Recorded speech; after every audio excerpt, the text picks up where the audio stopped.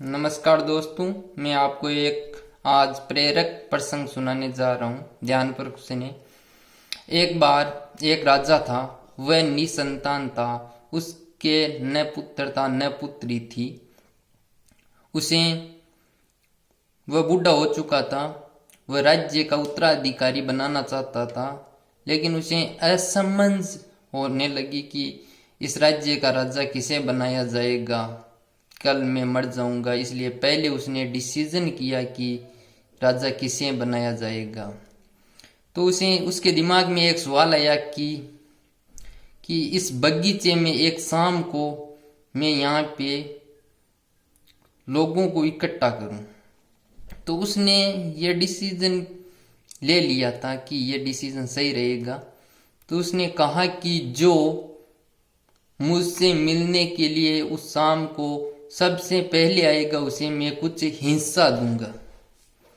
तो उस हिस्से के बारे में प्रधानमंत्री को पता चला, राज्य के प्रधानमंत्री को। तो उसने कहा कि ऐसा करोगे तो राज्य के टुकड़े टुकड़े हो जाएंगे, राज्य के टुकड़े टुकड़े हो जाएंगे, कई खंडों में बंट जाएगा राज्य। प्रधानमंत्री क्रोधित हुआ इससे, लेकिन राजा ने आश्वस्त किया प्रधानमंत्री को कि आप टेंशन ना लें, मैं कर रहा हूं, उसे देखिए। तो प्रधानमंत्री आश्वस्त हो गए।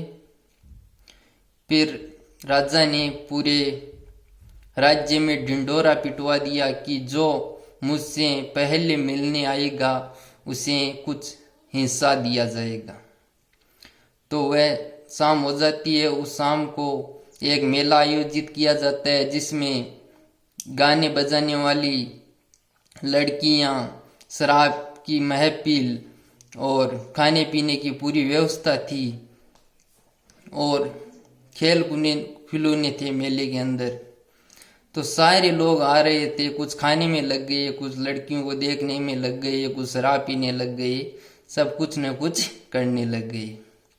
लेकिन इनके बीच में एक आदमी ऐसा भी था जो उन सब की परवाह करे बिना बगीचे के अंदर घुसा और राजा के महल के अंदर प्रवेश कर रहा था। तो वहां पे उसके राजा के दो चौकीदार खड़े थे। उनके हाथों में दो नंगी तलवारें थी।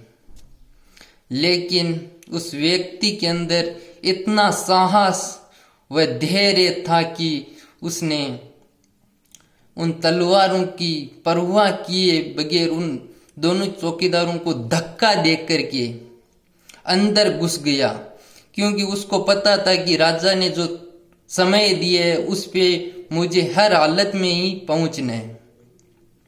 तो वह उन तलवारों की भी परवाह नहीं की और सीधा अंदर घुस गया और राजा के पास, राजा के समीप प्रकट हो चुका था।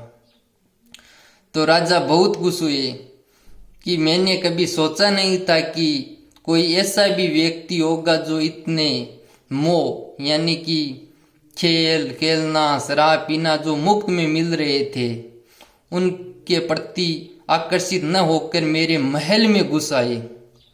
मैं आपको आधा हिस्सा नहीं, ये पूरा राज्य दूंगा, ये पूरा राज्य दूंगा और इस राज्य का तुम्हें राजा बना रहा हूं। तो वह उस राज्य का राजा बनाया गया उस व्यक्ति को, और राजा बहुत खुश हुए। इस प्रेरक प्रसंग का सारांश ये है कि आपको जो लक्ष्य पाना है उसके लिए अडिग रहना बहुत जरूरी है। आप किस लक्ष्य की ओर बढ़ रहे हो वह आपको पता होना चाहिए। यह नहीं कि आप जा कहाँ रहे हो, आपको पता ही नहीं है कहाँ जा रहे हैं।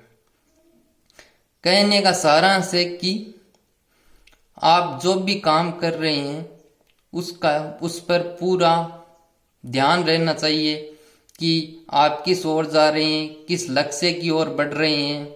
आप यदि कोई तैयारी कर रहे हैं भर्ती की, तो आपको पता होना चाहिए कि हमें क्या बनना है। यह नहीं कि जो भी भर्ती आई उसका पेपर फॉर्म भर दिया और पेपर दिया, उससे कुछ नहीं होने वाला है। आपको एक लक्ष्य निर्धारित करना पड़ेगा, उस लक्ष्य की ओर बढ़ोगे तभी सफलता मिलेगी, ऐसे सफलता मिलना नामुमकिन है। जय हिंद, जय भारत, जय जय राजस्थान। धन्यवाद।